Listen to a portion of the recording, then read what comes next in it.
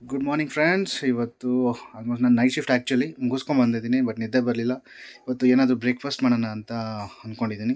So ಅದಕ್ಕೆ ಹಿಂಗೆ ಯೋಚನೆ ಮಾಡ್ತಾ ಮಾಡ್ತಾ ದಾಲ್ ಕಿಚಡಿ ಮಾಡೋಣ ಅಂದ್ಕೊಂಡೆ. ತುಂಬ ಚೆನ್ನಾಗಿದೆ, ತುಂಬ ದಿನ ಆಯಿತು ಮಾಡಿಕೊಡು ಅಂತ ವೈಫ್ ಹೇಳ್ತಾಯಿದ್ರು, ಆಗಿರಲಿಲ್ಲ. ಸೊ ಇವತ್ತು ಮಾಡಿಕೊಡ್ಲೇಬೇಕು ಅಂತ ತೀರ್ಮಾನ ತೊಗೊಂಡು ನಿದ್ದೆ ಬರ್ದಿದ್ದ ಕಾರಣ ಮಾಡ್ತಾಯಿದ್ದೀನಿ. ಜೊತೆಗೆ ಯಾಕೆ ಸುಮ್ಮನೆ ಮಾಡೋದು, ವಿಡಿಯೋನೂ ಮಾಡೋಣ ಅಂತ ಮಾಡ್ತಾಯಿದ್ದೀನಿ. ಸೊ ಇವಾಗ ಹೇಗಿರುತ್ತೆ ಫುಡ್ಡು, ಹೆಂಗೆ ಮಾಡೋದು ಅದನ್ನು, ಲೈಕ್ ಏನೇನು ಇಂಗ್ರೀಡಿಯೆಂಟ್ಸ್ ಹಾಕಬೇಕು, ಯಾವ ಥರ ಪ್ರಿಪ್ರೇಷನ್ ಮಾಡ್ಕೊಬೇಕು, ಅದನ್ನು ಮಾಡೋಕ್ಕೆ ಮುಂಚೆ ನಾವೆಲ್ಲ ಏನೇನು ತಯಾರಿ ಮಾಡ್ಕೋಬೇಕು ಅದನ್ನೆಲ್ಲ ಮತ್ತೆ ಹೇಳ್ತೀನಿ ನಿಮಗೆ. ಪ್ಲೀಸ್ ಸಪೋರ್ಟ್ ಮಾಡಿ. ಹೀಗೆ ಮತ್ತೆ ಸಿಗೋಣ ವಿತ್ ದಾಲ್ ಕಿಚಡಿ. ನೋಡಿಸ್ತಾ ಇರೋ ಗ್ಲಾಸಲ್ಲಿ ಅರ್ಧ ಗ್ಲಾಸ್ ಅಕ್ಕಿ, ಅರ್ಧ ಗ್ಲಾಸ್ ಬೇಳೆ ಹಾಕ್ಕೊಂಡಿದ್ದೀನಿ.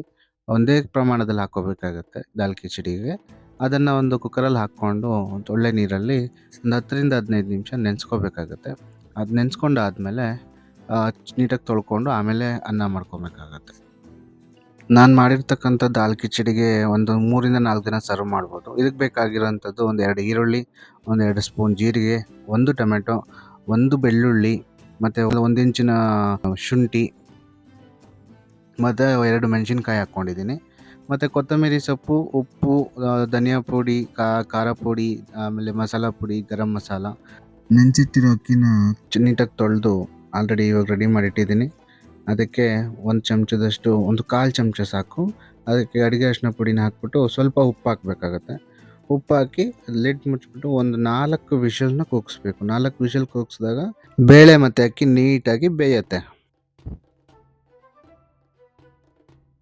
ಮೇಯ್ನಾಗಿ ಈ ದಾಲ್ ಕಿಚಡಿಗೆ ಎಣ್ಣೆ ನಾನು ಯೂಸ್ ಮಾಡ್ತಾ ಇಲ್ಲ, ತುಪ್ಪನ ಯೂಸ್ ಮಾಡ್ತಾ ಇದ್ದೀನಿ.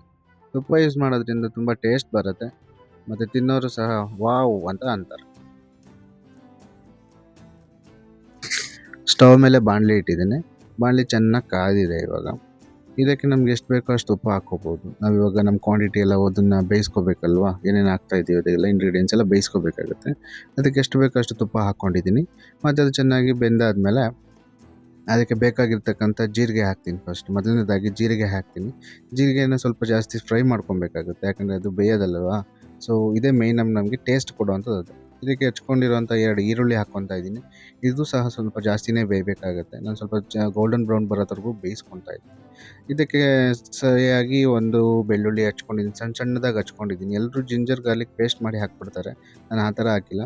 ಇದು ನೈಟಾಗಿ ಸಣ್ಣ ಸಣ್ಣದಾಗಿ ಟೈಮ್ ತೊಗೊಂಡು ಹಚ್ಕೊಂಡು ಹಾಕಿದ್ದೀನಿ. ಇದು ತುಂಬ ಟೇಸ್ಟ್ ಕೊಡುತ್ತೆ ಆ್ಯಕ್ಚುಲಿ.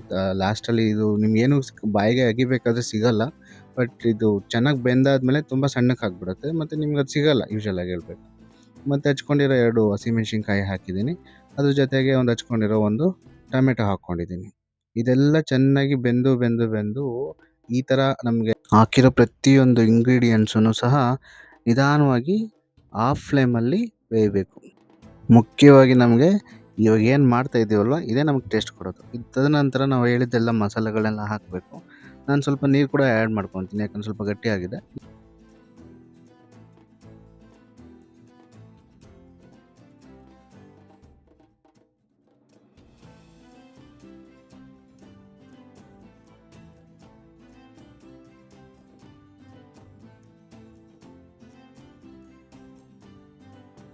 ಈ ಥರ ನೀರು ಹಾಕ್ಬಿಟ್ಟು ಮಸಾಲೆ ಎಲ್ಲ ಚೆನ್ನಾಗಿ ಬೇಯಿಸ್ಕೊಂಡು, ಅದು ಮಸಾಲೆ ಪದಾರ್ಥದಲ್ಲಿರೋ ಎಣ್ಣೆ ಅಂಶ ಎಲ್ಲ ಆಚೆ ಬರಬೇಕು. ಅದು ಕಾಣಿಸ್ತಾ ಇದೆ ನೋಡಿ.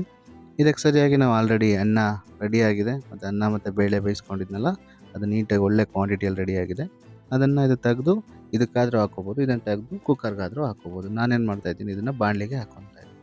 ಬಾಣಲಿಗೆ ಹಾಕಿ ಚೆನ್ನಾಗಿ ಮಿಕ್ಸ್ ಮಾಡಿದ್ದೀನಿ. ಮಿಕ್ಸ್ ಮಾಡಿ ಉಪ್ಪನ್ನು ಸಹ ನಿಮ್ಗೆ ಎಷ್ಟು ಬೇಕೋ ಅಷ್ಟು ಇಲ್ಲಿ ಆ್ಯಡ್ ಮಾಡ್ಕೊಬೋದು. ಅದಾದಮೇಲೆ ಕೊತ್ತಂಬರಿ ಸೊಪ್ಪನ್ನ ಇದನ್ನ ಮೇಲೆ ಗಾರ್ನಿಷ್ ಮಾಡಿ ರೈತ ಜೊತೆ ತಿಂತಾ ಇದ್ದರೆ ತುಂಬ ಚೆನ್ನಾಗಿರುತ್ತೆ. ನೀವು ಒಂದ್ಸರಿ ಟ್ರೈ ಮಾಡಿ, ಹೇಗಿತ್ತು ಅಂತ ಕಮೆಂಟಲ್ಲಿ ತಿಳಿಸಿ. Thank you.